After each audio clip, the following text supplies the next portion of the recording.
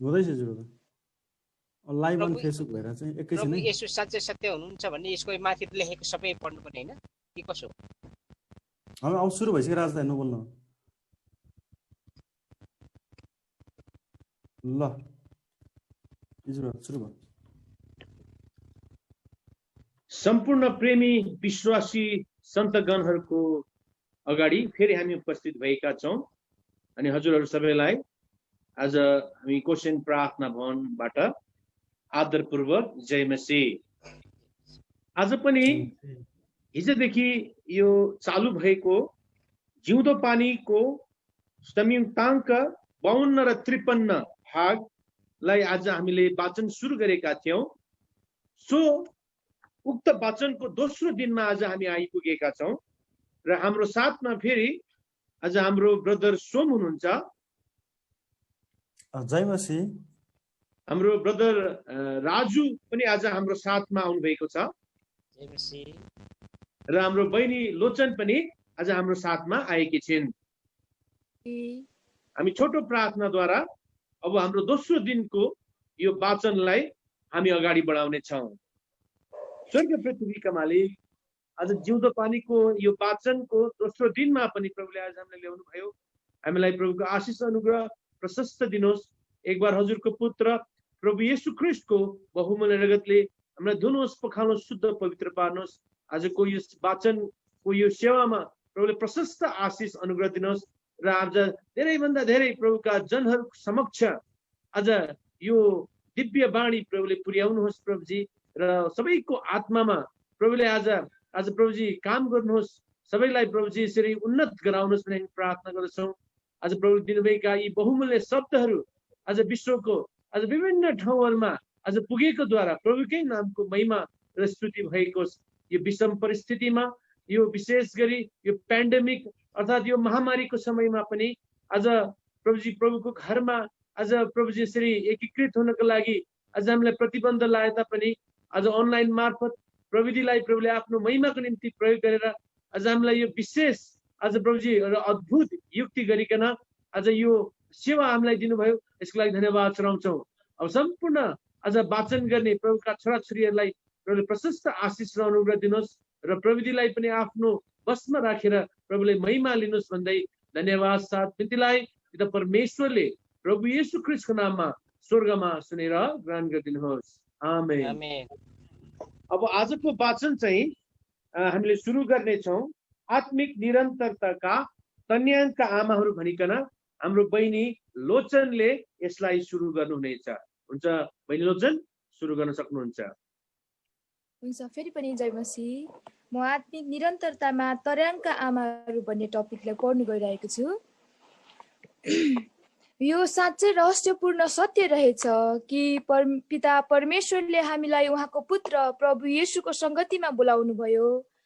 पहिलो कोरिन्थी 1:9 ताकि हामीले उहाँको ईश्वरीय स्वभावलाई विश्वासको आत्माको कुरा चिनौँ र त्यही स्वभावमा अभ्यस्त पनि बनौँ। उहाँको हामी प्रतिको यही सनातनी चाहना पूर्तिको निम्ति उहाँकै द्वारा नयाँ जन्म समेत दिएर परमेश्वरले त्यो सुकार्यलाई हाम्रो जीवनमा सुरुवात पनि गर्नुभएको छ। दोस्रो कोरिन्थी 5:17 त्यही सत्यको अविनाशी वचन रूपी बीजको द्वारा हामी ख्रीष्टको सन्तान समेत बनिसकेका छौँ। उहाँको नाम विश्वास गरेकाले यूहन्ना 1:12 तर उहाँका पाएको यो नयाँ जन्म र नयाँ जीवनलाई पक्रिराख्न सकौँ भनेर अनि हामी पवित्र आत्माको अगुवाईमा वचन रूपी आत्मिक लिगमा पनि बनिरहौँ भनेर माण्डलिक संगतिको प्रबन्ध गरिदिनु भएको छ। हाम्रा प्रभुले प्रभुका जनहरूले विभिन्न प्रकारका दैनन्दिन, साप्ताहिक, विशेष तथा विभिन्न महासभाहरूमा प्रभुको संगति र उपस्थिति थाहा गर्ने माण्डलिक सुअवसरहरू हामीले बारम्बार प्राप्त गरिरहेका छौँ। हिब्रू 10:25। यस्तै सिलसिलामा गत 18 मार्चदेखि 31 मार्च गुड फ्राइडेको बिदाको समयमा तन्याङमा युवा शिविर साथै विशेष सभा आयोजना हुने भएकोले हामी माउन्ट पिस्गाबाट सरसल्लाह सहित एक गाडी 28 मार्चको बिहान 10-11 बजे दार्जिलिङ बजारबाट प्रस्थान गर्यौं। बेलुकी लगभग 3 बजे कालिम्पोङ पुग्यौं। कालिम्पोङबाट रेली रोड हुँदै तन्याङको यात्रा सुरु गर्यौं। हामीले बिस्तारै कालिम्पोङ छोड्दै गयौं अनि धुलोसरी कच्चा बाटो, केही उजाड जस्तो पनि लाग्ने बाटो सुरु भयो।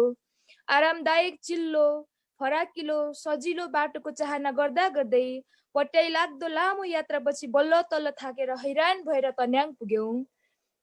लगभग 5:30 बजेतिर म आँखा यताउता घुमाउँछु र पाउँछु एउटा राम्रो चिटिक्क परेको प्रभुको भवन अनि छेउैमा ढुङ्गाले बनिएको जस्तै डिजाइन भएको 2 तल्ले प्रभुका सेवकहरू सुत्ने मनोज्ञ ठाउँ भएको सुन्दर घर। भवनकै अघिल्तिर आगन्तुकहरूका निम्ति मेजमाथि पंक्तिहरूमा सजाएर स्वादिष्ट भोजनको व्यवस्था गरिएको थियो। खाना खाइसकेपछि हामी प्रार्थना सेवाको निम्ति भवनभित्र प्रवेश गर्यौं। 28 तारिक साँझदेखि प्रार्थना सहित सेवा सुरु भयो। आधार वचन भजन संग्रह 127 को 4 र 5, आत्माको अन्तत छुने वचन। साह्रै आश्चर्यको कुरा यो भयो कि भोलिपल्ट 29 तारिक बिहानदेखि पारिवारिक सेवाबाट सुरु भएको सेवा एकैचोटि 31 तारिक दिउँसो आइतबार 1 बजे त्यहाँका जिम्मेवारी दासले 39 वटा मण्डलीबाट आउनुभएका लगभग 600-700 विश्वासीहरूलाई धन्यवाद दिनुहुँदा मात्र सेवा सकिएछ भनेर थाहा लाग्यो। समय र परिस्थितिमा मलाई अलिकति फरक लाग्यो। त्यो के भने प्राय सबै सेवाहरूमा मुख्य सन्देशवाहक बाहिरबाट आएका हुन्छन्, तर यहाँ हाम्रा स्थानीय एल्सदायका दाजुहरू नै सन्देशवाहक हुनुहुँदो रहेछ। आधार पदलाई लिएर उहाँहरूले वचनको यस्तो भेद खोल्नुभयो जो हाम्रो सोचदेखि बाहिरको थियो। साधारण देखिने प्रभुका जवान छोराहरूलाई प्रभुले पुरा प्रयोग गरेर हाम्रा आत्मिक आवश्यकता पुरा गरेर सन्तुष्ट पारिदिनु भयो भने अर्को मजाको कुरा, सेवा सुरु भएको दिनदेखि नसकुन्जेलसम्म हामी सम्पूर्ण प्रभुमा भक्तजन प्रतिको आतिथ्य पनि साह्रै सराहनीय थियो। गलाती 5:13। सेवाको अवधि एकजना जिम्मेवारी अङ्कलले सेवा कस्तो लाग्दैछ भनेर सोध्नुभयो। आत्मिक शारीरिक दुवै पसिलो खुराकले हृष्टपुष्ट हुँदैछौँ, कसरी पुर्याउनु हुँदैछ भनेर हामीले प्रश्न गर्दा उहाँले हँसिलो अनुहार पारेर भन्नुभयो, मन ठुलो गर्नुपर्छ, प्रभुले सहायता गर्नुहुन्छ। कति छोटो तर गम्भीर उत्तर। साँच्चै हो, प्रभुले आफ्ना जनहरूको आत्मिक अनि शारीरिक सबै आवश्यकताहरू उहाँको अनुग्रहमा पुरा गर्नुहुन्छ नै। फिलिप्पी 4:19। सोझो सरल स्वभाव भएका लाप्चे जाति मात्र अधिक भएको सुदूर ठाउँमा अवस्थित तन्याङ सहरको फोहोर मैला कोलाहल वातावरणदेखि टाढो, नचाहिँदो फेसन र फुर्के स्वाङबाट अलि अलग्गै शान्तिको ठाउँ, वरिपरि एकदमै खुल्ला मैदान जस्तो ठाउँमा बुथुरे बुथुरे सुन्तलाका थुप्रै बोटहरू, बयान गर्न नसकिने सुन्दरता र स्वच्छताको प्रतीक बीचमा फरक गरेर बनिएको 1 तले 2 तले घरहरू, एक तमासको आकर्षक ठाउँ।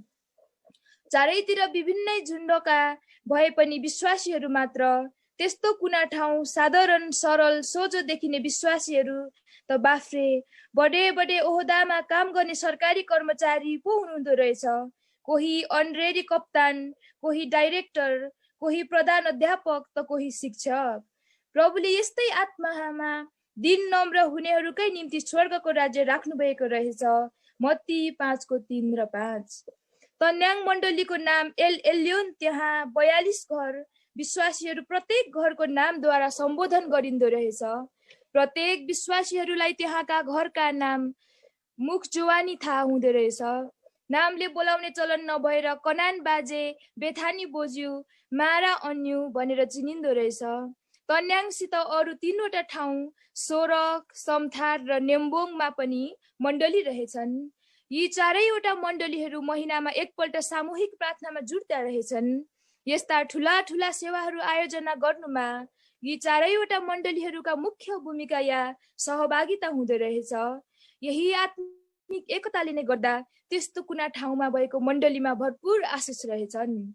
सेवाको अवधिमा 2 जना वृद्ध विधुयी बढीहरूसित भेट गर्ने मौका पायौं। उहाँहरू लेप्चा भाषामा मात्र ज्यादा जस्तो बोल्ने हुनाले नेपाली भाषा बोल्न अप्ठ्यारो पर्दो रहेछ। उहाँहरूको नाम सोद्धा मुस्किलले लजाउँदै भने, दिदी नवमती 88 वर्ष, बहिनी थेनमित 82, 11-12 वर्षको उमेरमा प्रभुलाई ग्रहण गर्नुभयो रे। घरका तीनैजना छोरीहरूले एकैचोटि प्रभुलाई अपनाएको देखेर 1 सालपछि उहाँहरूको आप्पा सोबारे लेप्चाले पनि प्रभु येशूलाई अपनाउनु भएछ। यसरी प्रभुलाई पाउन साथ बङ्गाली, सुर्ती, सुपारी, जाँड सबै अशुद्ध खानपिन छोड्नु भएको रहेछ। त्यति बेला धेरै धेरै सुन लगाउने चलन थियो रे। नवमित बडीले छातीभरिको 30 रुपियाँसम्मको निकै तोला सुनको हारी प्रभुलाई पाउन साथ खोलेर थन्काउनु भएछ। आज हामी पनि प्रभुलाई पाएपछि सुन चाँदीका गरगहनाहरू थन्काउँदैछौँ। यो कुरा सुनेर हाम्रो मनमा झस्का आयो। प्रचारमा बाख्रीकोट, ओदलाबारी, टिस्टा बजार, बेनी बजार जानुहुन्थ्यो। प्रभुमा असल छोरीहरू भएकोले अन्य झुण्डका विश्वासीहरूले बिहे गर्न फकाउनसम्म फकाए। कतिले त तानेर लान खोजे, तर उहाँहरू प्रभुको डर राख्ने छोरीहरू भएकीले तीनैजनाको पवित्र विवाह भएछ। बडी नवमितको बडा सपाननसित तन्याङ एलियोनमा प्रथम पवित्र विवाह भयो। भाइजी स्टेनलीद्वारा। तन्याङको इतिहासमा यो पहिलो पवित्र बिहे हो। त्यस बेला बेहुलीले बिहे हुँदा सेतो पानी नछिर्ने रेशमको गादा लगाउँथिन् भने बेहुलाले लामो हाफ प्यान्ट र वेस्ट कोट, चप्पल कोही कोही बेला मात्र लगाउन पाउँथ्यो। उनीहरूले बताए अनुसार वोतिम मङ्गलानन्द, वोतिम फुडोङ, वोतिम रबर्ट, वोतिम भिक्टर, वोतिम पञ्चनाथ, देबु सिंहहरूले खडाउ नै लगाउनुहुन्थ्यो भने वोतिम जोर्डन खान, वोतिम स्टेनली, वोतिम विलियमले जति चाहिँ जुत्ता लगाउनुहुन्थ्यो। उहाँहरूद्वारा पर्याप्त जानकारी नपाएपछि तन्याङको पृष्ठभूमिबारे जान्न चाहना राखेर दाजु सुलेमानको अगुवाईमा हामी जोन दाजु, मर्किस दाजु, रेचल सुब्बा, अर्को एकजना वृद्ध आमालाई भेट्न पायौं। उहाँको घर एलनिसीमा। बडीले प्रभुलाई सानै उमेरमा लिनुभएको रहेछ। सन्डे स्कुलमा प्रार्थना गर्नुभयो रे। कसरी के भनेर उहाँले ग्रहण गरे त्यो थाहा छैन भन्नुभयो। उहाँहरूका पिता CNI चर्चका प्राचीन हुनुहुन्थ्यो। त्यति बेला तन्याङमा मिसनका मात्र चर्च थियो। बडा छोजाङ लेप्चा त्यति बेला सन्डे स्कुलका गुरुबा हुनुहुन्थ्यो। उहाँले सन्डे स्कुलमा अशुद्ध खानपिन गर्नु हुँदैन भनेर कडा शिक्षा दिने हुनाले बडीले कलिलै उमेरमा अशुद्ध खानपिन छोड्नु भएको रहेछ। 1947 सालमा छोजाङ बडाले यहोवा निस्सीमा जागृतिको समय भाइजी जोर्डन खानद्वारा बप्तिस्मा लिनुभयो। त्यसपछि 1952 सालको जनवरी महिनामा प्रभुका दासहरू मङ्गलानन्द बडा, वोतिम पञ्चनाथ, देबुसिंह दाजु तनाङको एउटा आत्मिक सभामा आउनुभयो। तर उहाँहरूलाई चर्चमा पस्ने अनुमति भएन। उहाँहरूले गाउँको बाहिर बाहिर सबै सिकाएर फर्कनुभयो। त्यसपछि तन्याङमा बिस्तारै काम सुरु भयो अनि 1952 सालकै मार्च महिनामा बडी लगायत 10-12 जनाले धारामा कुवा खनेर बप्तिस्मा लिनुभयो। काम बढ्दै गयो। गाउँ घरमा कोही मिसनको कोही बुद्धिस्ट भएकोले विरोध हुन सम्म भएको हो। त्यति बेला बडीको घर खरको छाना भएको थियो। राति सबै सुतेको समयमा फोहोर मैलाहरू पोको पारेर दैलोमा राखिदिन्थे। हामीले सहनसम्म सयौं अनि अन्तमा जित्यौं पनि। त्यति बेला एल्सदाई मण्डली 2 तले मात्र थियो। माथिल्लो तलामा दाजुभाइहरू बस्थे भने मुनिल्लो तलामा स्टाफ बडी, सुमित्रा, अमृता, दया बडीहरू बस्नुहुन्थ्यो। उहाँहरू लगायत दोजी वतिम र भिक्टोर बडाहरूले उहाँहरूलाई डोर्याउनुहुन्थ्यो। 1952 सालको जुन महिनामा बडी र छोजाङ बडाको प्रथम पवित्र बिहे एल्सदाई मण्डलीको माथिल्लो तलामा सम्पन्न भएको रहेछ। त्यसपछि तन्याङ बडाकै घर एलनिसीमा रोटी तोडाईको सेवा सुरु भयो। पछि सारेर कनानमा पुर्याएर अनि त्यसपछि अहिलेको एलियोनमा। भिक्टोर बडा त्यहाँ 2-3 वर्ष बस्नुभयो। सबै घरका नामहरू भिक्टोर बडाले नै राख्नुभयो। त्यसपछि 80 सालदेखि मोजेस अङ्कलले नाम राख्न थाल्नुभयो। 1953 सालतिर वोतिम जोर्डन खान पनि हिँडेर आउनुहुन्थ्यो। कोही कोही बेला विश्वासी बडाहरू घोडा लगेर भाइजी खानलाई ल्याउनु पुर्याउनु गर्नुहुन्थ्यो रे भन्ने पनि सुन्न पायौं। कनान बाजे ओम छिरिङ लेप्चा जो मिसन चर्चका प्रथम पादरी पनि सिनाई बाजे, चिन्चे लेप्चा बडीको आप्पा अनि मिसनका प्राचीन नै भएर पनि कसरी प्रभु पाउनु भयो भन्ने कुरा बेथानी बोजूको गवाईबाट थाहा पायौं। बेथानी बोजू र अर्को नवनीत बोजू सुन्तला बोकेर स्याङमा पुर्याउनु जानुहुन्थ्यो रे। उहाँहरू कठोर बुद्धिस्ट 2 जना साथी मिलेर धर्ममा लागौं भनेर सल्लाह गरेपछि सिनाई बाजे बढीको आप्पा प्राचीन कहाँ गएछन्। सिनाई बाजेले मेरो परिवारका 4 जना अर्कोतिर जाँदैछन्, म के भन्नु, तिमीहरू कनान बाजे कहाँ जाऊ भनेर पठाइदिएछन्। त्यति बेला कनान बाजेले सद्रक मेशक ओबेदनोगोको वचन ल्याउनु हुँदै रहेछ। प्रभुका जनलाई आगोले पनि डढाउँदैन भन्ने वचन सुनेपछि दुवै साथीहरू धर्ममा पस्यौं भने आगोले पनि नडर्दो रहेछ भन्ने सरल विश्वास लिएर अर्को हप्ता पनि सेवा आउँदै गर्दा भिक्टोर बडा र अन्यहरूले बाटैमा छेकारो मारेर तल दाङमा खोलाको छेउमा लगेर वचन सुनाएपछि दुवै बडीहरूले प्रभु पाउनु भएछ। यसरी वचन सुनाउने चाहिँ पछि परेछन्, सुन्नेहरू चाहिँ अघि भए। एक दिन भिक्टोर बडाले कनान पादरी बाजेलाई सेवामा आउने निम्तो दिनुभएछ।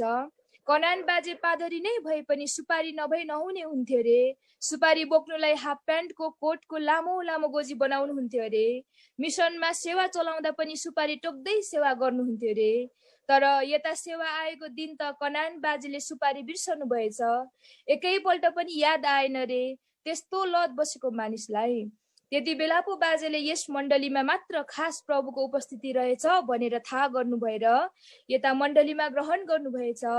उहाँको समयमा मिसन मण्डलीले अनि हाम्रो मण्डलीले पनि काफी उन्नति गरे भन्ने कुरा सुन्न पायौं। अब यता छोरीको बिहे भएछ, अरू छोराछोरी पनि उतै गएको देखेर बडीको आप्पा सिनाई बाजेले पनि यता नै ग्रहण गरे पश्चात प्रभुको कामको अभिभार आफ्नो हातमा लिइहाल्नु भएछ। छेउजाङ बडा पहिला आफै मिसनको भएकोले सोझै सम्पर्क गर्न नसक्ने, यसैले क्यारोल खेल्ने पार्टीलाई बनभात खेलाउन खोलाको किनारमा लगेर त्यही नयाँ जीवनको बारे अनि सुसमाचारको सेवा गर्नुहुन्थ्यो। बडाले भिजिटको सेवा खुबै बोझसित गर्नुहुन्थ्यो रे। आइतबार एकजना सेवा आएन भने बडा बेलुकी घरमा सोध्नु पुगिहाल्नुहुन्थेछ। यस्तो भिजिटिङकै प्रतिफल हो। यदि धेरै घरहरू प्रभुमा थपिए भनेर बडीले हामीलाई सुनाउनु भयो। प्रभुको काम बढेर एलिम मिगडोल सारा हुँदै मारा हुँदै धेरै विश्वासी घरहरू थपिँदै गएको रहेछ। त्यस बखतको सेवकहरूले परमेश्वरलाई वचनलाई बहुतै इमानदारीताको साथमा पालन गरेका रहेछन्। आफू अनि आफ्नो झुण्डको आत्मिक पोषण, चौकीदारी र रखवाली गर्न केही कसर छोडेका रहेनछन्। झुण्डको निम्ति स्वयं आज्ञाकारिताको उदाहरण बनेर अगुवाई गरेका रहेछन्। केवल मुखको वचन मात्र होइन, 1 पत्रुस 5:3 ताकि जब हाम्रा प्रमुख गोटाला प्रकट हुनुहुँदा अविनाशी महिमाको मुकुटले आभूषित हुन सक्छन्। 1 पत्रुस 5:4 सत्य हो, अंगुरको खेती गर्नेले त्यसको फल पनि खानेछन् अनि बगाललाई चराउनेले बगालबाट दूध पनि पिउनेछन्। 1 कोरिन्थी 9:7 भने जैती अगुवाहरूले त्याग, बलिदान र आज्ञाकारिताका सेवाको फलस्वरूप ती स्थानहरूमा परमेश्वरको राज्यको प्रचार, वृद्धि र त्यो कार्यमा निरन्तरता कायम रही वर्तमान सन्ततिहरू समेतले आशिष पाइरहेका छन्। प्रेरित 20:28 अनुसार आफ्नो सेवा पूरा गरेर भिक्टोर बडा त्यहाँबाट जानु भएपछि सो छेउजाङ बडाले मण्डलीको भार उठाउन थाल्नु भएछ। 1964 सालको मे महिनामा छेउजाङ बडालाई प्रभुले उठाउनु भएको रहेछ। त्यसपछि सो छेउछिरिङ लेप्चा, सो चिन्चे लेप्चा, सो ओङछिरिङ लेप्चा अनि सो बारे लेप्चाले जिम्मेवारी दासहरूको रूपमा सेवा गर्नुभएका रहेछन्। 1980 सालको 26 डिसेम्बरमा कनान बाजेलाई पनि प्रभुले उठाउनु भयो। तर प्रभुको योजना त्यही सालको फरवरी मार्च महिनातिर मोजेस अङ्कलले हाई स्कुलमा नियुक्ति पाएर आउनुभयो। त्यसपछि स्योमित लेप्चा गुरुमा उहाँहरू मिलेर तन्याङमा सेवा गर्नु थाल्नुभयो। हाल तन्याङमा जिम्मेवारी दासहरू सामुएल लेप्चा, रकपेन लेप्चा, धनछिरिङ लेप्चा, मानसिंह लेप्चा अनि मोजेस लेप्चा यहाँहरूले आज पर्यन्त मण्डलीलाई साथ हात दिएर भार उठाइरहनु भएको छ। ऐतिहासिक सुरुवात गरेर मण्डली स्थापना कालमा नाना प्रकारका हन्डर खपेर पनि विश्वासी र मण्डलीको जगेरा गर्दै आज पर्यन्त यसलाई दिगो राख्न निरन्तरता दिनु लडतर कुरो होइन। प्रभुको अनुग्रहमा तन्याङ मण्डलीले सोरक, सामथार र नेम्बोङ मण्डलीको साथमा मिलेर यस्ता सेवाहरू सम्पन्न गर्न सक्षम बनिरहेछन्। हामी प्रभुलाई धन्यवाद दिँदै आगामी दिनहरूमा पनि यस्तै आशिषित सेवाहरू आयोजना भइरहोस् भन्ने प्रार्थना गरौँ। हाम्रा अद्वितीय पराक्रमी परमेश्वरको प्रतापले हामी सबैमा परमेश्वरको राज्यको वृद्धिको निम्ति यस्तै उदाहरण बन्ने जोश, जागर र लगन जागोस् अनि रहिरहोस् भन्ने चाहना राखौँ। यसलाई चाहिँ पेमा जिम्बाले लेख्नु भएको रहेछ, माउन्ट पिस्का, दार्जिलिङबाट। अब अर्को लेखलाई पढ्न गइरहनु भएको छ हाम्रो दाइसोम, आत्मिक मानिसहरूले पाप गर्छन् र भन्ने टपिकलाई उहाँले निरन्तरता दिनुहुनेछ। हुन्छ, धन्यवाद बहिनी। अब यो शीर्षक छ आत्मिक मानिसहरूले पाप गर्छन् र, अनि यो लेख सल्लाह र सुझाव सम्बन्धी रहेछन्। हुन्छ, म अब पढ्दैछु। मेरा साना नानीहरू हो, तिमीहरूले पाप नगर भनी म यी कुराहरू तिमीहरूलाई लेख्दछु। 1 यूहन्ना 2:1। बाइबल पढ्दै जाँदा 1 यूहन्ना 2:1 पदमा आएर यी आँखाहरू टक्क अडिन्छन्, मनमा तर्क वितर्क उठ्न थाल्छ। एक मनले भन्छ, यो त पक्कै पनि प्रभु नपाएका मान्छेहरूलाई भनिएको हुनुपर्छ। प्रभु पाएका मान्छेहरूले त पाप क्षमा भइसकेको हुन्छ, उसको त सबै पाप प्रभु येशू ख्रिस्टको रगतले धोइसकिएको हुन्छ।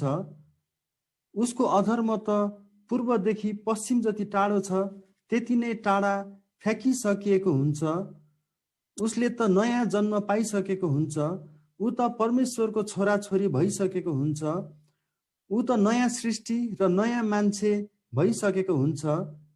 के परमेश्वरका छोराछोरीले पाप गर्छन् र?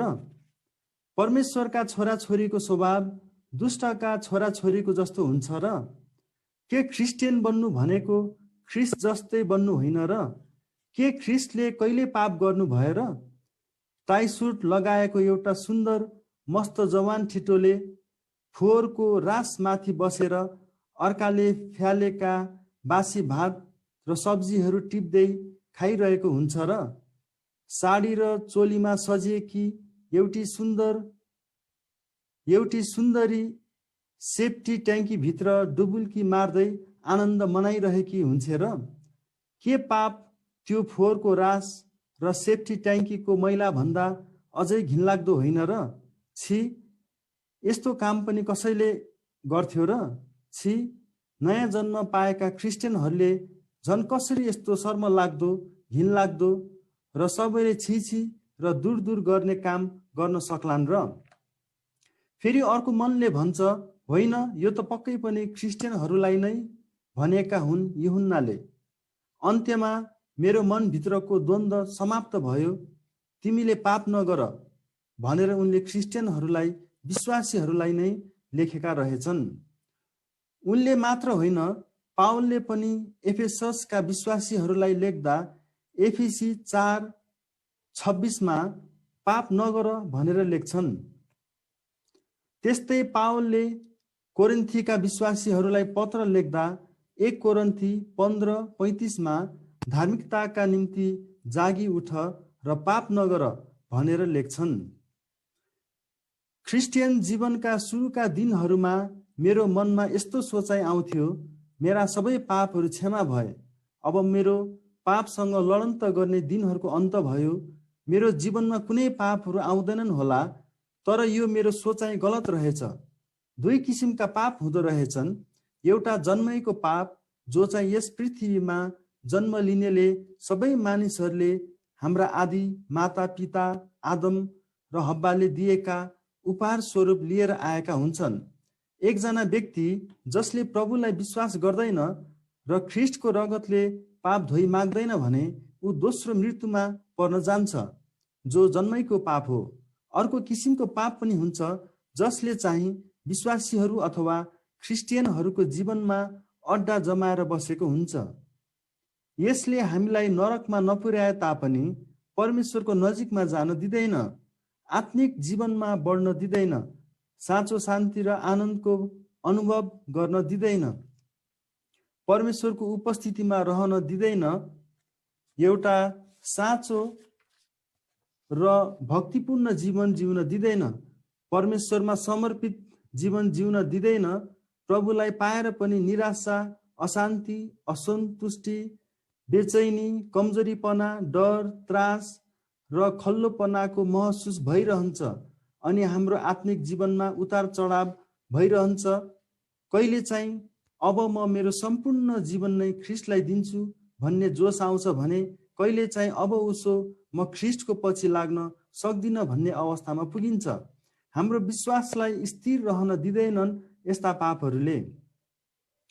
म पूर्ण समय प्रभुको सेवा गर्छु, रातो दिन म प्रभुकै घरमा हुन्छु र प्रभुकै सेवामा व्यस्त रहन्छु। तर पनि कोही बेला यस्तो अनुभव गर्छु म प्रभुदेखि धेरै टाढामा उभिएको छु, प्रभु मदेखि टाढिँदै गइरहनु भएको छ। सायद तपाईहरूले पनि यस्तै अनुभव गर्नुभएको होला अनि यसको कारण म जान्न चाहन्थे र घरिघरि प्रभुलाई सोध्थे। एक दिन प्रभुले मलाई मेरो प्रश्नहरूको जवाफ दिनुभयो। मेरो जीवनमा भएका ती पापहरूको कारणले प्रभु र मेरो सम्बन्धको दूरी लम्बिँदै गइरहेको रहेछ। पहिलो किसिमको पापको विषयमा हामी चर्चा गरी नबसौँ, कारण हामी सबै विश्वासीहरूलाई त्यस विषयमा मुखस्तै छ। हामी दोस्रो किसिमको पापको सम्बन्धमा केही चर्चा गरौँ। 1. परमेश्वर र परमेश्वरको वचन प्रतिको विश्वासहीनताको पाप, sin of faithlessness unto the God and the word of God। हामीले आफ्नो परिचय अरूलाई दिँदा विश्वासी भनेर परिचय दिन्छौँ। हामीलाई परमेश्वरको विषयमा, प्रभु येशूको बलिदानको विषयमा धेरै ज्ञान छ। बाइबलमा लेखिएका धेरै कुराहरू हामीलाई मुखस्त छ। हामी अरूलाई परमेश्वरको विषयमा बताउनु पर्दा फरर बताउन सक्छौँ। तर दुःखको कुरा, जुन परमेश्वरको हामी चर्चा परिचर्चा गर्छौँ, जुन परमेश्वरको हामी सेवा भक्ति गर्छौँ, जुन परमेश्वरको वचन हामी रात दिन पढ्छौँ सुन्छौँ, वास्तवमा त्यही परमेश्वर र उहाँको वचनप्रति हाम्रो हृदयमा विश्वास पलाएकै हुँदैन रहेछ। यसो भन्दा सायद तपाईँलाई पत्यार लागेन होला, यो कुरा तपाईँलाई पचाउन गाह्रो पर्यो होला, यो कसरी हुन सक्छ भन्नुहुन्छ होला, रिस पनि उठ्ला, तर यो तितो सत्य हो। हामी प्राय जसो विश्वासीहरूको जीवनमा यो पापले राज्य गरिरहेको हुन्छ। हेर्दा यो साधारण देखिन्छ, तर यो जटिल समस्या हो। एक फेर गहिरिएर सोच्नुहोस् अनि आफैलाई सोध्नुहोस् त फलाना तैले आफैलाई विश्वासी त भन्दैछस्, तर तेरो हृदयमा प्रभु प्रतिको कतिको विश्वास छ? भावनामा नबग्नुहोस्, तर वास्तविकतामा उत्रनुहोस्। के तपाईँ भित्रको प्रभु प्रतिको विश्वासलाई व्यावहारिक रूपमा अभ्यास गरेर हेर्नु भएको छ? सायद कसैले मात्र गरेका होलान्। म पनि यो समस्याबाट अछुतो छुइनँ। मलाई पनि यसले बारम्बार सताइरहन्छ। अझै पत्यार लागेन भने आउनुहोस्, हामी भित्र प्रभु प्रति विश्वास छ कि छैन जाँचौँ। 1 पत्रुस 5:7 मा यसरी लेखिएको छ, आफ्ना सारा फिक्री उहाँमाथि राखिदियो किनकि उहाँले तिमीहरूको फिक्री गर्नुहुन्छ। यो वचन थाहा नहुने सायद कमै होलान्। उकालोमा पसिनाको धारा चुहाउँदै चुई भारी बोकेर हिँड्दै गरेको बुढो मान्छेलाई एउटा जवान ठिटो आएर, बाजे म तपाईँको भारी तपाईँको घरसम्मै पुर्याइदिन्छु, बिसाउनुहोस् भन्दा के त्यो बुढो मान्छेले हुन्छ नानी भनेर हत्त नपत्त भुइँमा भारी बिसाएर त्यो ठिटोलाई बोक्न दिँदैन होला र? तर प्रभुले हाम्रो बोझ बोकिदिनुहुन्छ भन्दा चिन्ता फिक्री म बोक्छु, म माथि राखिदेऊ छोरा, राखिदेऊ छोरी, तिमी धेरै थाक्यौ म तिमीलाई सहायता गर्छु भन्दा हामी विश्वासीहरू चाहिँ होइन प्रभु म आफै बोक्छु भनेर चिन्ता र फिक्री बोकेर अँध्यारो अनुहार लगाएर दुनियाँलाई बिलौना कहेर रुँदै र चिच्याउँदै किन हिँड्छौ त? प्रभुप्रति विश्वास भएको भए हुन्छ प्रभु भनेर सबै भारी उहाँमाथि बिसाएर ढुक्कले हिँड्ने थिएनौ र? खोइ त विश्वासीको विश्वास कता गयो? सबै परिस्थिति मिलेको बेलामा त म जतिको प्रभुप्रति विश्वास भएको कोही छैन भन्दै नाक फुलाउला, तर समस्या र परिस्थितिले, रोग बिमारले, घटी कमीले, आपद विपदले थिचेको बेलामा चाहिँ हो, त्यति बेला चाहिँ त्यो विश्वास कहाँ जान्छ? मत्ती 6:33।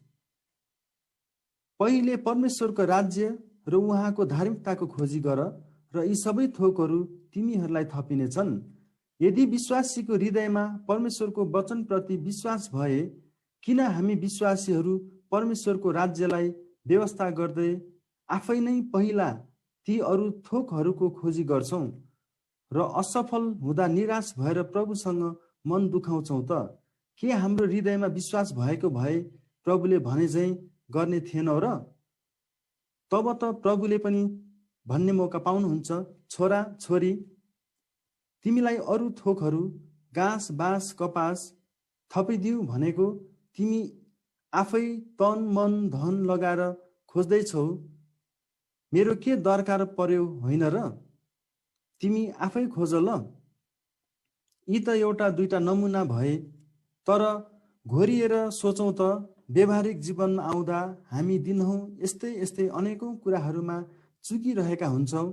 के त्यसो भए हामीलाई वास्तवमै विश्वासी भन्न सुहाउला र? मान्छेले मान्छेलाई त भन्लान्, तर परमेश्वरले चाहिँ हामीलाई के भन्नुहुन्छ होला? के परमेश्वरको वचन सुन्ने र सुनाउने, पढ्ने र पढाउने कुरा मात्रै हो र? तर विडम्बनाको कुरा यी दिनहरूमा यस्तै भइरहेको छ। के हामी खालि सैद्धान्तिक विश्वासी मात्रै बन्नु, व्यवहारिक विश्वासी नबन्नु र? माछाको पेटभित्र योना 3 दिन 3 रात बस्यो भन्ने कुरा के तपाईँ विश्वास गर्नुहुन्छ भनेर भाइजी भक्सिङलाई कसैले सोद्धा, मान्छेको पेटभित्र योना 3 दिन 3 रात बस्यो भन्ने कुरा मात्र होइन, तर परमेश्वरको वचनमा यदि योनाको पेटभित्र त्यो ठुलो माछा 3 दिन 3 रात बस्यो भनेर लेखिएको भए तापनि म विश्वास गर्ने थिएँ भनेर उहाँले जवाफ दिनुभएको थियो रे। उहाँको कति ठुलो प्रभुको वचन र परमेश्वर प्रतिको विश्वास। हे प्रभु, हाम्रो हृदयमा तपाईले कहिले यस्तो विश्वास हालिदिनुहुन्छ नि? मत्ती 17:19-20 पदमा चेलाहरूले येशूलाई हामीले चाहिँ त्यो दुष्ट आत्मालाई किन निकाल्न सकेनौ भनेर प्रश्न गर्दा एउटै थालमा खाने, एउटै ओछ्यानमा सुत्ने चेलाहरूलाई हकार्नुहुन्छ, तिमीहरूको अविश्वासको कारणले। त्यस्तै मर्कुस 4:40 त्रसित चेलाहरूलाई भन्नुहुन्छ, तिमीहरू किन डराउँछौ? तिमीहरूसँग विश्वास छैन कसरी?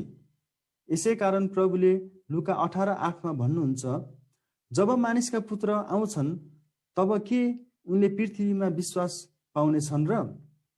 यसकारण आउनुहोस् हामी सबै मिलेर एउटा निर्णय गरौँ, हामी पूर्ण रूपमा परमेश्वर र उहाँको वचनप्रति मुखले मात्रै होइन तर कर्म र व्यवहारले नै विश्वास गर्ने बनौँ।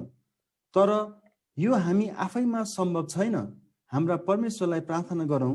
भौतिक कुराको लागि मात्र कति प्रार्थना गर्नु, आत्मिक कुराको लागि पनि प्रार्थना गर्ने गरौँ। यो प्रार्थना हाम्रो दिनहुँको प्रार्थनाको सूचीमा थपौँ। प्रभुलाई भनौँ, हे प्रभु, मेरो तपाईप्रतिको अविश्वासको पापलाई क्षमा गर्नुहोस्। मेरो हृदयमा तपाईप्रतिको पूर्ण विश्वास हालिदिनुहोस्। मेरो विश्वास बढाइदिनुहोस्। आमेन। क्रमश यो लेख चाहिँ ब्रदर बर्नबास श्रेष्ठ, बेतेर प्रार्थना भवन 18 गोलाई दार्जिलिङबाट लेख्नु भएको रहेछ। हुन्छ, अब अर्को लेख पढ्नको निम्ति हाम्रो ब्रदर इजिकेल आउनुहुन्छ अनि यो लेखको शीर्षक छ भाइजी लाजर सेन। ब्रदर सोम, हजुरलाई धेरै धेरै धन्यवाद। ब्रदरले भन्नुभए चाहिँ हामी अर्को यो लेख पढ्ने छौँ। यो उक्त लेखको शीर्षक छ भाइजी लाजरस सेन सम्झना सन्त भनेर लेखिएको छ। यसका लेखिका हुनुहुन्छ हाम्रो सिस्टर सुभद्रा श्रेष्ठ, बेरेका गान्तोक प्रार्थना भवन। अब हामी लेखलाई वाचन गर्नको लागि सुरु गर्नेछौँ। बितेका समयहरूमा हामी प्रतिको परमेश्वरको अनुग्रहलाई हामीले याद गर्नुपर्छ। यसको सम्झना जोगाएर राख्न आवश्यक छ। हाम्रा पिता पुर्खाहरूका जीवनीहरू हाम्रा आउँदा पुस्तालाई हामीले छोडिराख्नु पर्छ। यसले कसरी इजरायल उहाँको राज्यको साझा सम्पत्तिमा हामी जस्तोहरूलाई पनि कलमी बाँध्नु भएछ सो सम्झेर परमेश्वरलाई प्रशंसा र धन्यवाद दिने काम हुनेछ। यो साक्षीको कथा चाहिँ हाम्रो प्रिय भाइजी लाजरस सेनको कथा हो, जो चाहिँ ती 6 जना अभिषिक्त भाइहरू मध्ये एक हुनुहुन्छ, जुन भाइहरू अथवा मण्डलीका गोठालाहरूलाई प्रभुका सेवक भक्त सिंह भाइजीले आफ्नो देखरेखमा भारतभरि रहेका मण्डलीहरूका आत्मिकी खाँचो पूरा गर्नलाई अलग्गै छुटाउनु भएको थियो। लाजरस सेन भाइजीको जन्म एक मसीही परिवारमा कलकत्तादेखि 337.96 किलोमिटर टाढो पूर्वतिर रहेका खडगपुर सानो शहरमा 16 अक्टोबर सन् 1927 सालमा भएको थियो। पिता गाब्रियल सेन र माता विनोदिनी सेनका तिनी ज्येष्ठ पुत्र थिए। तिनका बाजे दानियल सेन ब्याप्टिस्ट मण्डलीको हुनुहुन्थ्यो। यसर्थ लाजरस सेनको बाल्यकालमा तिनी मण्डलीमै हुर्की बढी गरे। सानैदेखि ती प्रतिभावान व्यक्ति थिए। बाल्यकालदेखि नै संगीत र नाटकमा तिनको चासो थियो। सुमधुर स्वरका ती धनी थिए। यो वरदान तिनले परमेश्वरबाटै पाएका थिए, जसले तिनलाई एक गायक बन्नमा मद्दत पुर्यायो। रविन्द्रनाथ संगीतले तिनलाई धेरै प्रभाव पारेको थियो। तिनका शिक्षकले नाटक र संगीत प्रतिको तिनको योग्यता देखेर कलकत्तामा भएका फिल्म इन्डस्ट्रीमा पार्श्व गायकको रूपमा चिनिनुमा मद्दत पनि गरेका थिए। जेठा छोरा भएकाले पिताको मृत्यु पछाडि परिवारको पालन पोषणको जिम्मेवारी लाजरस सेनको काँधमा आइपुग्यो। यसको निम्ति तिनले माछा पालन उद्योगमा काम गरे अनि पछिबाट रेलवे विभागमा पनि काम गरे। लाजरस सेन ब्याप्टिस्ट चर्चका थिए। गिर्जा लगातार जान्थे। सम्पूर्ण बाइबल तिनले किशोर अवस्थामै पढी सिद्ध्याएका थिए। तिनी एक उच्च नैतिक चरित्र भएका युवा थिए। त्यसबेला दोस्रो विश्व युद्धको समय थियो। साथसाथै भारतको स्वतन्त्रता संग्रामको ज्वाला पनि जोडतोडले दन्किरहेको थियो। धेरै युवाहरूले देशको छुटकाराको निम्ति यस संग्राममा हाम फाले। भारत स्वतन्त्र भयो, तर देश विभाजनले एकपल्ट फेरि हत्या, आतंक, हिंसात्मक कार्यहरूले आतंकित भयो। लाजरस सेनका साथीहरू धेरै बंगाली मुसलमान थिए। तिनको धेरै बंगाली मुसलमान साथीहरूको हत्या भयो। साथीहरूकै कारणले तिनलाई पनि जोगाउन हम्मे पर्यो। यसर्थ परिवारका सदस्यहरूले तिनलाई बचाउनलाई झाँतपुर भन्ने सानो गाउँमा आफ्नी छेमा कहाँ पठाइदिए। अब तिनी एक्लो भए र निराश भए। एक दिन यस्तै एक्लोपन र विचलित अवस्थामा 12 मई सन् 1947 को रात तिनले प्रभु येशूको स्वर सुने। यदि आज राति नै तिम्रो मृत्यु भए तिमी कहाँ जान्छौ? अनन्तका दिनहरू तिमी कहाँ बिताउँछौ? यस प्रश्नले लाजरस सेन अक्क न बक्क परे। तिनीसित यस प्रश्नको उत्तर थिएन। लाजरस सेनलाई आफ्नो सफा नैतिक चरित्रमाथि ठूलो गर्व थियो। युवाहरूमा नैतिक चरित्र सम्बन्धी तिनलाई एक नमुना नै सम्झन्थे मानिसहरूले। प्रभु येशूको सुसमाचार सुने तापनि म पनि एक पापी हुँ, मलाई पनि उद्धारको निम्ति पश्चातापी बनी मुक्तिदाता कहाँ जानुपर्छ भन्ने सत्यलाई तिनले स्वीकार्न सकेकै थिएनन्। त्यो रात स्वर्गीय नियुक्तिको समय हो भनी तिनले थाहा गरे। म त एक पापी हुँ, म कसरी बाँच्न सक्छु? भन्ने प्रश्नले तिनलाई घाँच्न थाल्यो। त्यस समय युवा लाजरस चकनाचुर भए, चूर्ण हृदय र पूर्ण पश्चातापी बनी तिनी घुँडा टेक्न पुगे। हे प्रभु येशू, म पापी माथि दया गर्नुहोस्, मलाई बचाउनुहोस् भन्दै तिनी पश्चाताप गर्दै प्रभुको चरण परे। तुरुन्तै तिनको हृदयको ठुलो भारी हटेर गयो। आफै आफूलाई धर्मी सम्झने तिनको स्वधर्मी हृदय अब पूर्ण पश्चातापी भएको थियो। तिनले अब शान्ति अनुभव गरिरहेका थिए। तिनले यो स्वर सुने, जाऊ, तिम्रा पापहरू क्षमा भए। घुँडाबाट लाजर उठे, नयाँ जन्म पाएको मान्छे भएर। चाँडै नै जातीय हिंसा समाप्त भयो। नयाँ मान्छे भएर युवा लाजर घर फर्के। तिनको घरको परिवारले तिनको जीवनमा नयाँ जन्मको साँचो काम भएको देख्न सके। आत्मिकी कुरामा अब तिनको चासो बढ्न थाल्यो। प्रभुको घरको जुनसुकै काम पनि अब तिनले दिलो ज्यानले गर्न थाले। अब काँधमा हार्मोनियम भिरी भजन गाउँदै तिनी खुला प्रचारमा पनि निस्कन थाले। तिनले सबै नाम सुनाम त्यागिदिए अनि ख्रीष्टको निम्ति आफैलाई समर्पित गरे। पछि बप्तिस्माको साँचो अर्थ पनि तिनले बुझे। त्यसपछि 28 जनवरी सन् 1947 मा तिनले बप्तिस्मा लिए। ती दिनहरूमा युवा लाजरको भेटघाट प्रभुको महान सेवक जोर्डन खान भाइजीसित हुन गयो।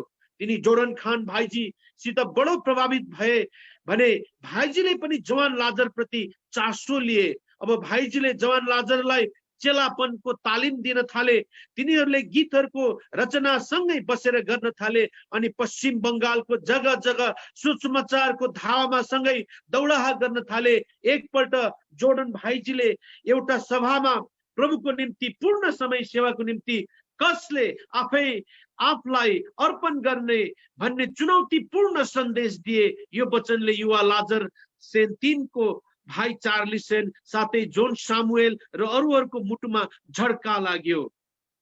जवान लाजरले यो चुनौतीलाई स्वीकार गर्दै आफ्नो जीवन पूर्ण समय सेवाको निम्ति समर्पित गरे। त्यस समयमा तिनी रेलवे विभागमा काम गर्दै थिए। तिनले प्रभुको आवाज यशाया 7 अध्यायको 8 पद मुताबिक माझै सुने, एवं मेरो निम्ति को जाने, म कसलाई पठाऊ।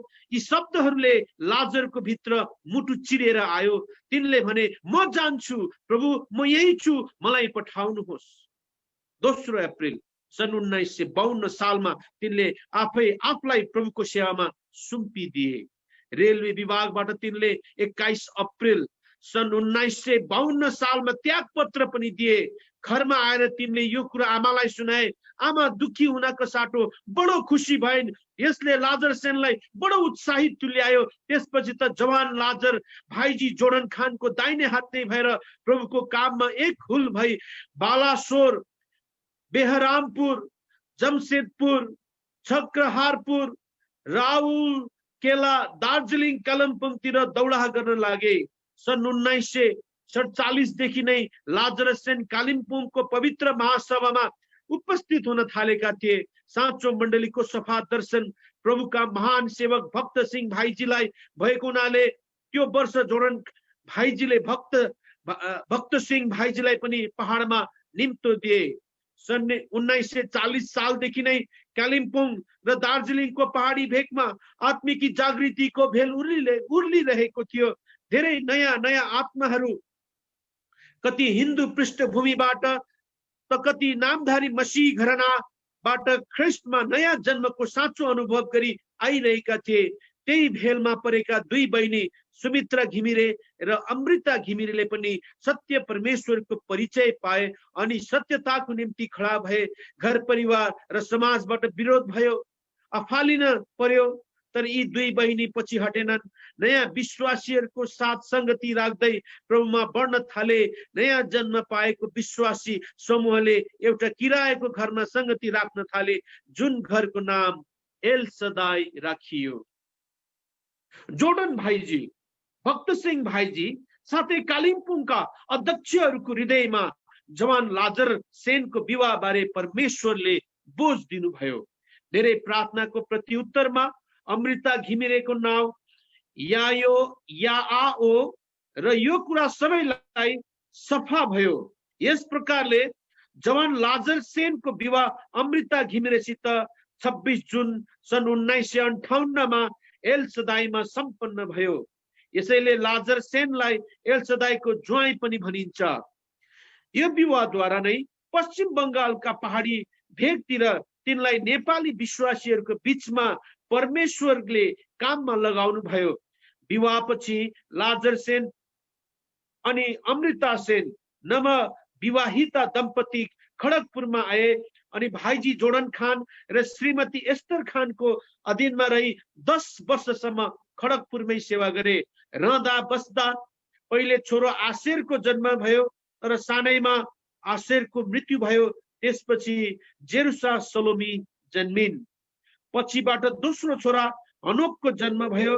दाम्पत्य जीवनको सबै घटीकमी खाँचो गाह्रोमा प्रभुमै भरोसा पर्दै सेन दम्पति विश्वासको जीवनमा अघि बढ्दै गए। भाइजी भक्त सिंहको पनि लाजरस सेनसित सम्बन्ध बढ्दै गयो अनि भाइजीले पनि जोश र उत्साहले भरिएको त्यस जवानलाई प्रेम गर्न लागे अनि तिनलाई हेब्रोन हैदराबादमा आउने निमन्त्रण दिए। हेब्रोनमा आएपछि तुरन्तै तिनी भजन स्तुतिको गायन क्षेत्रमा काममा लाग्नु पर्यो। पवित्र महासभाका कति भजनहरूका शब्द कोर्ने अनि त्यसमा धुन भर्ने काम तिनले नै गर्थे। तिनले 500 भन्दा स्तुति भजनहरू रचे जुन भजनहरू अरू भाषामा पनि अनुवाद थिए। सन् 1962 सालको कालिम्पोङको पवित्र महासभामा भक्त सिंह भाइजीले सबै वयोवृद्ध प्रभुका सेवकहरूलाई बोलाइ पठाए। त्यसपछि सबैजनाले प्रार्थनामा समय बिताएपछि भाइजीले भन्नुभयो, मलाई प्रभुले लाजर सेनलाई गुजरातको अहमदाबादमा पठाउनको निम्ति मनमा बोझ दिनु भएको छ। यी सुनि सबै खुसी भए। त्यसपछि सन् 1963 मा लाजर सेन आफ्नी पत्नी र सानी छोरी सित अहमदाबादमा आए। त्यहाँ तिनले सोलोमन क्रिस्चियनसँग मिलेर प्रभुको काममा लागि परे। तिनीहरूले परिश्रम गरे बापत बरोदा, नादियाद, दोहाद, सुरत, आनन्द, गोद्रा, राजकोट, भागनगर आदिमा मण्डलीहरू स्थापित भए। अब भक्त सिंह भाइजी वृद्ध हुँदै गएकोले उहाँको हृदयमा भारतभरि बाहिर विदेशमा रहेका मण्डलीहरूलाई देखरेख गर्न धेरै अगुवाहरू र गोठालाहरूको खाँचो परेको उहाँले अनुभव गर्नुभयो। यस कामको निम्ति उहाँले 6 जना प्रभुका सेवकहरूलाई हेब्रोन हैदराबादबाट बोलाइ पठाउनु भयो। यस विषयलाई लिएर उहाँहरू 24 देखि लिएर 30 जनवरीसम्म प्रार्थनामा रहनुभयो। यो 1983 सालको कुरा थियो। प्रार्थनाको सभाको दिन उहाँहरूको नाउँ घोषणा पनि भयो। यसको 1 महिनापछि सन् 1983 को फरवरी 24 को दिन उपवास र प्रार्थना पछि लाजर सेन भाइजी लगायत 5 जना अरू सेवकहरू विश्वका विभिन्न देशमा भक्त सिंह भाइजीको द्वारा खडा गर्नुभएको प्रभुको मण्डलीहरूमा अझै बृहत रूपमा सेवा र देखरेख गर्नका निम्ति अभिषेक गरी चुनिएका भाइहरू भनी अलग पार्नुभयो। अब यो ठुलो सेवाको जिम्मेवारी पूरा गर्दै भाइजी लाजर सेनले Nepal, America, France, Holland, Germany, Switzerland, Korea, Qatar, Australia, Hong Kong आदि देशहरूको यात्रा गरे। यसरी सेवा गर्दै जाँदा कति जनाबाट तिनले दुर्व्यवहार पनि सहनु पर्यो। कति विरोध, झुटा दोषहरू, भ्रान्त धारणाको सामना पनि गर्नु पर्यो। तर तिनी कहिले हताश भएनन्। तिनले भन्थे, यी सबै त प्रभुका छोराछोरीहरूको भाग नै हो। यस्ता कुराहरू त आउँछन् नै, यसलाई आनन्दपूर्वक सामना गर्नुपर्छ। 6 तारिक मार्च सन् 2013 को दिन परमेश्वरले अनन्तको घरमा लाजर सेन भाइजीलाई बोलाउनु भयो। ती मरेकाहरू धन्य हुन् जो अबदेखि उसो प्रभुमा मर्छन्, आत्मा भन्नुहुन्छ। तिनीहरूले आफ्ना परिश्रमबाट विश्राम पाउन् अनि तिनीहरूका कामहरू तिनीहरूका पछि लाग्छन्। प्रकाश 14 अध्यायको 13 पद। यसका साथै यो लेखको यहाँ अन्त्य हुन्छ। यसका लेखिका हुनुहुन्छ सुभद्रा श्रेष्ठ बेरेका गान्तोक प्राप्त भवन। अब अघिल्लो लेख पढ्नको लागि हाम्रो दाजु राजुलाई आज हामी यसरी बोलाउन चाहन्छौँ। अनि दाजु राजुलाई अर्को लेख पढ्नुहुन्छ। प्रभु येशू साँच्चै सत्य हुनुहुँदो रहेछ भन्ने लेख दाजुले पढ्नुहुनेछ।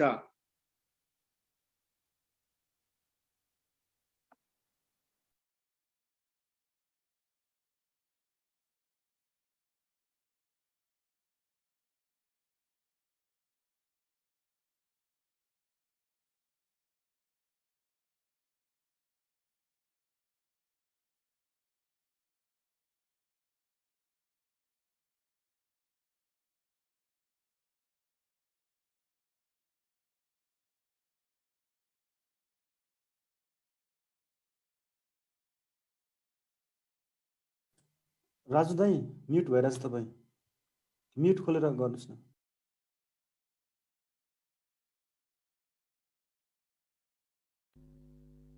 सरी, माफ गर्नुहोला।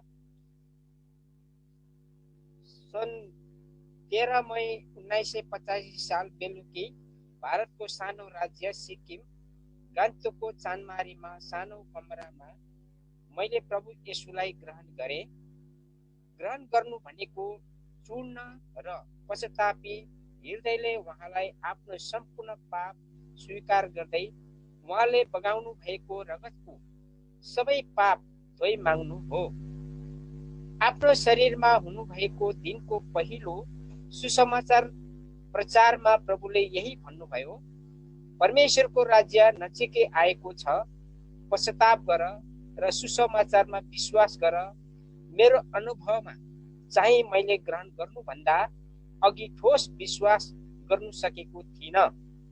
मेरो सानोभन्दा सानो विश्वासमा उहाँको वचनप्रति नै मलाई धेरै आशा भयो।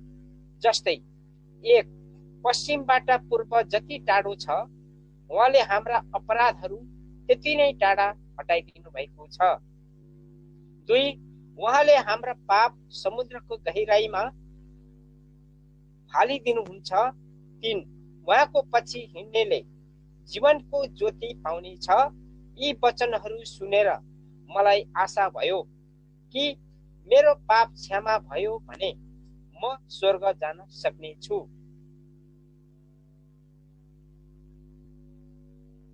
तब मैले सन् 13/5/1985 को राति चूर्ण हृदयले पश्चाताप गरौँ। भोलिपल्ट उड्दासम्म मैले पाप क्षमाको अनुभव गर्न सकेको थिइनँ। मैले बिहान उठेर पहिलाकै ध्यान सुमिरन गरे। त्यो दिन म गान्तोकबाट गेजिङ आफ्नो घर फर्किने दिन थियो। मसँग हुने दुई दाजु भाइ मध्ये एकजना भाइले भन्यो, तपाईको पाप क्षमा भयो। मैले मनमा सोचे, क्रिस्चियन बनाउने धन्दा पो हो कि क्या हो? मेरो मन परिवर्तन हुनुपर्ने। मान्छेले पाप क्षमा भयो भन्दैमा मेरो पाप क्षमा भएको छैन। यही कुरा मनमा भयो र म बिदा पनि भएँ। बस स्ट्यान्डमा गएर बसमा चढी जस्तै यात्रा सुरु भयो, अचानक मेरो हृदयमा एक साँचो शान्ति भयो। 14/5/1985 को दिन मेरो जीवनको परिवर्तनको दिन थियो। त्यस समय म 28 वसन्त पार गर्दै गरेको एक छिटो थिएँ। आफैलाई संसारमा सबैभन्दा अभागी सम्झिने गर्थे। अचानक हृदयमा साँचो शान्तिको प्रवेश गर्दा मनमा लाग्यो, हिजो बेलुकी ग्रहण गरेको कुरा साँचो ठिक रहेछ। अब मलाई भइगयो, सधैँ आफूलाई सबैभन्दा अभागी सम्झने केटो चाहिँ सबैभन्दा भाग्यमानी कोही छ भने यही केटो भनेर सम्झिन थाले। कस्तो परिवर्तन मानिस भएर पाउनुपर्ने कुरा पाएँ। यात्रामा जानी नजानी मैले सुनेको सुसमाचारका गीतहरू गाएँ। आफ्नो घरमा राति पुगेँ। सधैँ साँझ परेपछि बाहिर निस्कन डराउने केटो त्यो रात केही डर लागेन। घर पुग्न अघि छिमेकीको घरमा साँचो शान्ति पाएको कुरा बताए। आफ्नो घरमा पुगेर फटाफट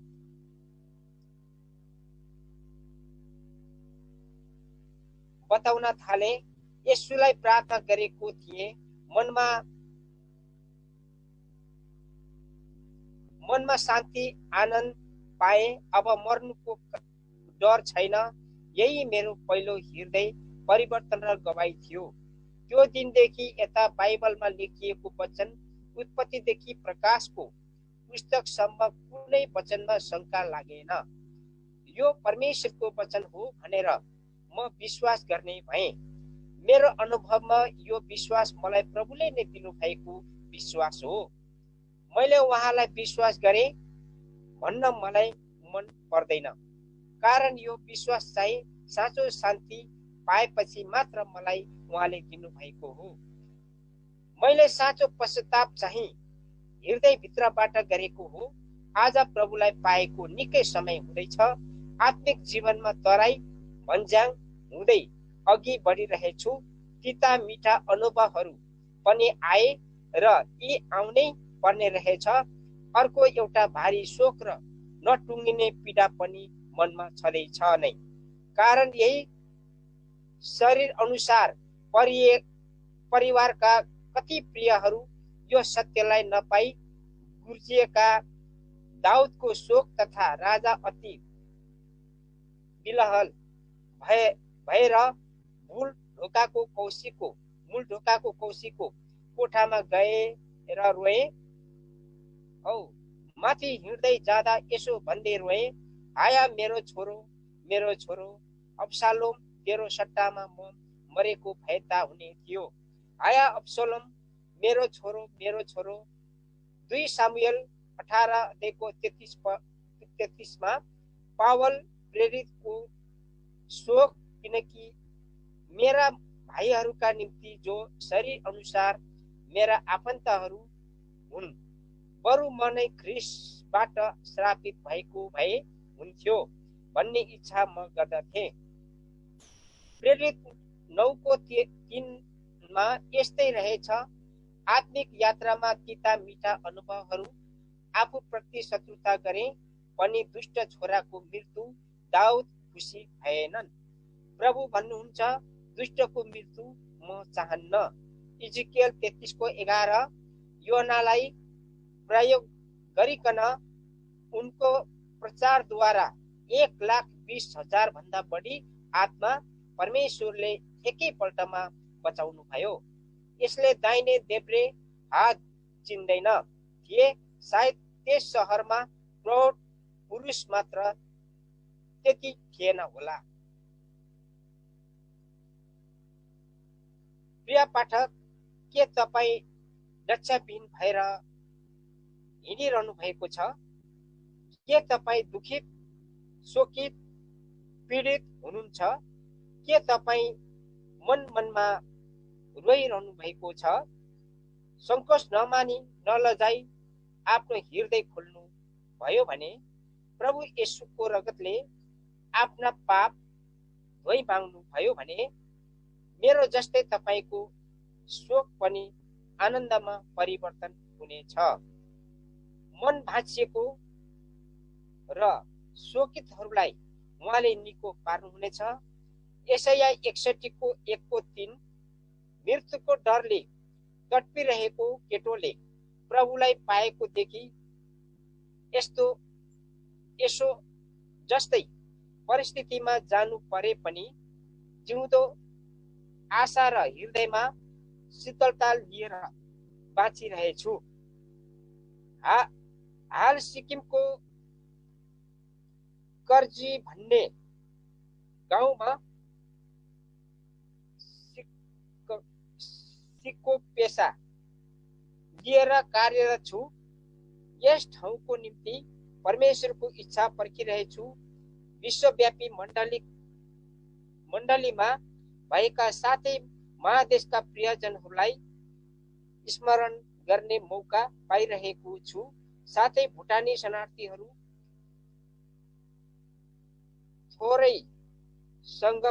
थोरैसँग परिचय छ र अरू सबैलाई पनि प्रार्थनामा याद गर्ने सौभाग्य पाइरहेको छु। प्रभुको इच्छा भए केही प्रेरणाका विषयहरू लिएर आगामी अङ्कमा भेट गर्नेछु।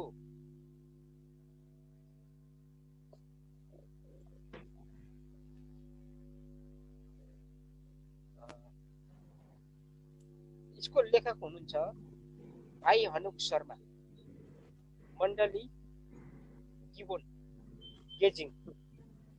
हुन्छ ब्रदरहरू, धन्यवाद। राजु ब्रदरलाई धेरै धेरै धन्यवाद दिन चाहन्छु। अब अर्को एउटा अन्तिम लेख हामी पढ्नेछौँ। उक्त लेखको शीर्षक छ महानाइम परमेश्वरका फौज मण्डली भनिकन हाम्रो बहिनी लोचनलाई म अनुरोध गर्न चाहन्छु। यो अन्तिम लेखको वाचनपछि आजको यो जिउँदो पानीको वाचनको यो सेवालाई हामी समापन गर्नेछौँ। बहिनी लोचनलाई अगाडि आउनु भई यसलाई वाचन गरिदिनु हुन म अनुरोध गर्दछु। हुन्छ, धन्यवाद अङ्कल। अङ्कलले भन्नुभयो चाहिँ महानाइम परमेश्वरका फौज भन्ने यो मण्डलीको विषयमा रहेछ। यसलाई म वाचन गर्न गइरहेको छु। परम प्रभु यहोवा परमेश्वर भन्नुहुन्छ, म काम गर्नेछु अनि कसले यसलाई उल्टाउन सक्छ? यशाया 43 को 13 पद। जसले तिमीहरूमा एउटा असल काम सुरु गर्नुभएको छ, उहाँले येशू ख्रीष्टको दिनसम्म त्यो पुरा गर्नुहुनेछ। फिलिप्पी 1 को 6। तिमीहरूले मलाई चुनेनौ, तर मैले तिमीहरूलाई चुने, अनि तिमीहरू जाओ र फल फलाओ र तिमीहरूको फल फलिरहोस् भनी तिमीहरूलाई नियुक्त गरे। र तिमीहरूले पितालाई मेरो नाममा जे मागौला सो उहाँले तिमीहरूलाई दिनुहुनेछ। यूहन्ना 15 को 16। सो प्रतिज्ञा पूरा गर्नुहुने एकमात्र विश्वासयोग्य परमेश्वरलाई हाम्रो मुक्तिदाता प्रभु येशूको पवित्र नाममा कोटी कोटी धन्यवाद। साँच्चै नै हो, आफूले बोलेको वचन आफ्नै समयमा पूरा गर्नुहुने परमेश्वर हाम्रो प्रार्थना सुनि हाम्रो आशालाई आनन्दमा बदली गरिदिनुहुने परमेश्वरलाई मुरी मुरी धन्यवाद नचढाइरहन सक्दैनौ। उहाँले आफ्नो विश्वासयोग्य मित्र अब्राहमसँग बाँध्नु भएको करार आफ्नो पुत्र येशू ख्रीष्टको दिनसम्म पूरा गर्दै आउनु भएको छ। अनि उहाँको महिमा पाऊ भनेर हामीलाई मुक्तिको निम्ति बोलाउनु हुने परमेश्वरलाई धन्यवाद। दोस्रो थिस्सलोनिकी 2 को 13 र 14। यसरी नै यी चुनिएका विश्वासयोग्य मानिसहरूसँग उहाँ बास गर्न पाउन् भनेर मेरो आँखाहरू उनीहरूमाथि लागिरहन्छ। जो सिद्ध मार्गमा हिँड्छ उसैले मेरो सेवा गर्नेछ। भजन सङ्ग्रह 101 को 6 पद। प्रार्थनाको निवेदन गर्दछु कि 1/1000 भन्ने शक्तिशाली पूरा गर्दै हाम्रो दार्जिलिङमा भएको मण्डली माउन्ट पिस्गा, पहाडको टाकुरामा भएको मण्डलीबाट अझै एउटा सानो स्थानीय मण्डली तयार भए। यो ठाउँ मिम चियाबारी दार्जिलिङ शहरबाट गाडीमा 2 घण्टा जति लाग्छ। सुकिया पोखरीबाट आधा जङ्गल हुँदै चिया बगान हुँदै जानुपर्छ। त्यहाँ मुठी भरको प्रियहरूले मिलिजुली सेवा गर्छन्। यो सानो घरमा परमेश्वरले धेरै प्रार्थनाको प्रत्युत्तर दिनुभयो। 3 मार्च 2013 मा त्यहाँ एउटा स्थानीय मण्डलीका स्थापना भयो। एउटा सानो चटक्कै परेको सुन्दर कोठा जहाँ झन्डै 20-22 जना सेवामा जुट्ने गर्छन्। विगत दिनहरूमा सेवाको निम्ति माउन्ट पिस्गा धाउने गर्थे, तर समयको अन्तरालसँगै दिनदिनै गाडी भाडा बढ्दै गयो। अर्को समयको अभाव हुन गयो। चियापत्तीकै भरमा जीविका चलाउने यी प्रियजनहरू दुखै भए तापनि बडो आनन्द साथ सेवा धाउँथे। कहिलेकाहीँ आउनै सक्दैनथे। मण्डली प्रार्थनाको समय प्रत्येक हप्ता दार्जिलिङ माउन्ट पिस्गाबाट धाउने गर्थे। धेरै प्रार्थनाको प्रयासमा यो कोठा पाउन सक्यौं। यहाँको पहिलो फल चाहिँ बहिनी सुनन्दा बस्नेत अनि दोस्रो बहिनी बिन्दिया हुन्। यहीँबाट बढ्दै जाँदा केबी रोक्का, भाइ निम फुर्बा, भाइ सित्तम, बहिनी ललिता आशा धेरै हुँदै गए। काका रोकाले आफ्नो घर खोल्नुभयो। हामी धन्यवादी छौँ। अहिले हप्तामा 3 पल्ट सेवा हुन्छ। मण्डली प्रार्थना, घरेलु सेवा र आराधना सेवामा प्रभुको दया भएको छ। अब यो मण्डली महनेमलाई अझै बलियो संगतिको अति आवश्यकता छ। हुर्काउँदै लानुमा परमेश्वरले असल असल खेतालाहरू पठाइदिउन् भनी प्रार्थनाको निवेदन छ। हामी दुर्बल कमजोर छौँ। मण्डलीलाई परमेश्वरको भेडाहरूलाई ठिकसँग पौष्टिक आहार बाँडचुँड गर्नमा, हेरचाह गर्नमा प्रभुले अझै माथिबाट बुद्धि ज्ञान दिउन् र भेडाहरू पनि बलिया होन् भनी प्रार्थना गरिदिनु हुन स्थानीय र विश्वव्यापी मण्डलीलाई अनुरोध गर्छौँ। यसको वरिपरि गाउँघरहरू निकै छन्। आत्माहरू बाँचुन् भन्ने आशामा छौँ। यो लेखलाई यो मण्डलीको विषयमा लेख्नु भएको छ। डिबी गुरुङले माउन्ट पिस्का दार्जिलिङबाट लेख्नु भएको रहेछ। हुन्छ, बाँकी समय अङ्कललाई। हुन्छ, बहिनी लोचनलाई धेरै धेरै धन्यवाद। यसको साथै हामी आजको वाचन सेवालाई यहाँ समापन गर्छौँ र प्रार्थनाको लागि हाम्रो राजु दाजुलाई म अन्तिम छोटो प्रार्थना प्रभुलाई धन्यवाद साथ गरिदिनु हुन म अनुरोध गर्दछु र हामी प्रभुको सेवालाई यही समापन गर्नेछौँ आजको निम्ति।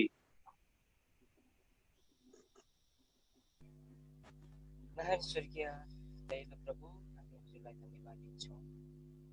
अब प्रभुजी, आज तपाईँ प्रभुले हामीलाई आनन्द शान्तिले भरिदिनु भएको छ। जो हामी एक समय तपाईँ प्रभुलाई चिन्दैन थियौँ, जान्दैन थियौँ, संसारमा थियौँ, शरीरमा थियौँ। आज तपाईँ प्रभुले हामीलाई बहुमूल्य प्रतिज्ञा दिइकन आज यो संसारमा राख्नु भएको छ।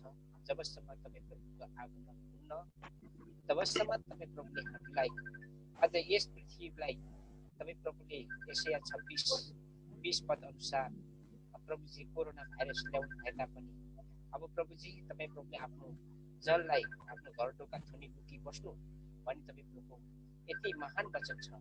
प्रभुजी, यो वचनलाई आदर गर्दै आज तपाईँ प्रभुले हामीलाई अनलाइन मार्फत हामीलाई जो सेवाकाहरू दिनुभएको छ, लगायत हाम्रो बिचमा जो जिउँदो पानीहरू दिनुभएको छ, यो वचनलाई आज हामीले यसरी पढिकन आज हामी जति हाम्रो ब्रदर इजिकेल भाइ सोम अनि हाम्रो बहिनी लोचन लगायत यसरी प्रभुजी हामीलाई तपाईँ प्रभुले पढ्नको लागि सहायता गर्नुभयो।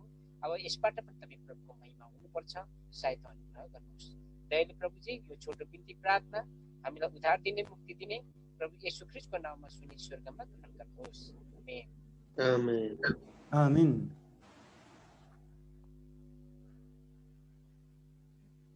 हुन्छ, जय मसी। जय मसी।